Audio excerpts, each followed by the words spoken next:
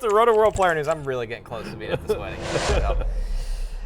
Some big news here, Matthew, that don't involve Michael Thomas. The Cardinals signed wide receiver Zay Jones. I'm out right at this point. I can't speak. Formerly of the Jacksonville Jaguars to a one-year contract. So obviously this doesn't move the needle enough where it affects Marvin Harrison Jr., but maybe in this wide array, you have Michael Wilson there. Yeah, Michael Wilson had some nice moments last year as well. And so who's going to be on the Marvin Harris? Greg Dortch is going to be in the no. Greg Dortch. Do you want me to do the show? No, it's fine. I told you I was an English minor in college. Greg Dortch. So was I. So was was I. Very strange. And none of us can speak. Greg Dortch is going to be in the slot, and so so Marvin Harrison Jr. is going to be on the outside, and who's opposite him on the other side? Is it Michael Wilson or is it Zay Jones? Zay Jones is a nice player when he's on the field. That's been the issue. I mean, right? He's just had so much injury issues. So many injury issues. Good Lord, I don't know.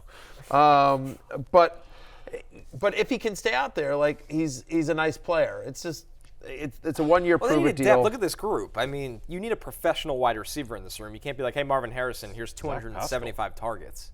Right. So well, I wouldn't mind that. That'd be great for all of us. Yeah, I think the thing with the Cardinals is that if you were to choose a team that is going to be like one of those early Drew Brees Saints teams that goes 8-8 and puts up a ton of offensive stats, it'd be the Arizona Cardinals. Like their win total is 6.5. I think they'll go over. I think they'll be like a 7-10 team, and they're going to be trailing a lot, and they're going to be throwing a ton. And so someone has to soak up these stats. It's not just all going to be Marvin Harrison Jr. and Trey McBride. So I think that there is scope for Zay Jones. Zay Jones was like wide receiver 2 on the Jags for a little bit at a point this season. So yeah, I think there is some scope that he could carve out a role. We'll be talking about Zay Jones on Tuesday waiver wire shows. Exactly. Like you're not drafting Zay Jones, but except in a super deep league. But you could see a scenario where if he carves out that number 2 wide receiver role opposite Marvin Harrison, number 3 pass catcher behind him and McBride, Harrison and McBride, then you could sort of see like, all right, maybe there's some volume there. I mean, Dortch has had the human Dortch. He had some nice moments as well. Yeah, I think this is more of a negative to Michael Wilson's sleeper value than it is necessarily like, oh, Zay Jones is somebody you want to look for at the end of your draft. Another team adding wide receiver depth. The Bills signed old favorite of the show, MVS, Marquez Valdez-Scantling, to a 1-year deal. We're going to get one of those moments this year, right? Josh Allen, 70-yard rope.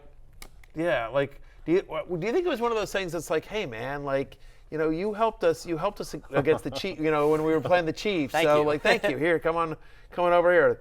They scouted him at that Chiefs game, and they're like, we want more of that. What was the bad one was against the Eagles, right? He dropped the game-winning touchdown. It was game winner. Yeah. He had a couple. Really he's had some really bad ones. This is Super Bowl champ.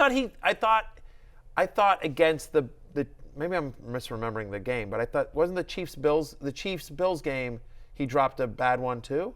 He definitely had at least 2 really bad drops this year. I think the Eagles was the one that lost. The Eagles was the one that lost the game. Yeah, but there was one against. That was some Chiefs receiver dropping against the Packers as well. They've had a few. They won the Super Bowl somehow. I don't understand it.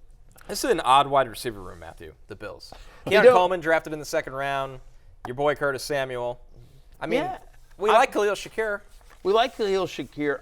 By the way, you know who I like is Mac Hollins. Like, no, I do. I like wide receiver 1 on the team. That's right. Here's the thing. Mac Hollins is also a deep threat. Like, they need field stretchers. After losing Diggs and Gabe Davis, they needed field stretchers. They draft Keon Coleman to be that. But they also, so they have these slot guys. They have Curtis Samuel, they have Shakir, they have Dalton Kincaid. They have these guys in the middle of the field. But they're like, we need some field stretchers. And so I'm not convinced MVS makes this team. It does. No, seriously. There's no lock. Right? No lock. Look how. Look at this. It's not loaded, but it's deep in terms of guys that could make the roster. Do you think Marquez Valdez-Scantling, Chase Claypool, and Mac Hollins all make this team, Jay Croucher? One of them doesn't. It's such a strange team at the moment. I think Andy Isabella is still on this roster. Yeah, of course he is. Yep. Producer Damien's favorite, Andy Isabella. The world's only Andy Isabella fan is producer Bring Damien. back Lee Evans so we can get something going. So it's just there's randomly why so serious? They don't have Micah Hyde or Jordan Poyer anymore, and Stephon Diggs is gone. Like it seems like they've been big identity change. Yeah, it's a strange season. My point is that for Josh Allen, because Keon Coleman is a rookie, they need a veteran field stretcher that can, if nothing else, at least open up the underneath stuff for the pass catchers they do trust. And MVS, he can run wind sprints. He can. Sure. I mean, like, So can I. if you are a defensive not like him. It's true. Like, That's a good if you're a point. He would defensive beat me coordinator otherwise. and MVS is on the outside and running a deep post, you have to send a guy with Somebody him. has to carry him. Yes. That's down the field. point. Whether you never throw it to him or not, like you have to address it. If you're so, it does open things up. He does need. If you're Josh Allen, you do need somebody that stretches the field, and Kean Coleman can do that, and Matt Collins can do that, and in theory, MVS can do that. I don't know that there's any fantasy relevancy. Like if he does make the team, like typical MVS, he'll have 3 games over the course of the season where he catches a long bomb and he has like a monster fantasy game, and you'll have no idea when those games are coming. Yep. It's like Chad Ochocinco on the Patriots, MVS, just running straight lines. The thing is with Very MVS, I will forgettable say, era. and everyone piles on MVS as we are doing right now, but AFC title game against the Bengals, the whole offense was just MVS, and MVS for a half just turned into the guy Caught for everything. Patrick Mahomes, and they don't win the Super Bowl without him. So good for you, MVS. Yeah, but Bills' 3rd and deep pass attempts last year, and I know the offense changed a little bit from Dorsey to Joe Brady, but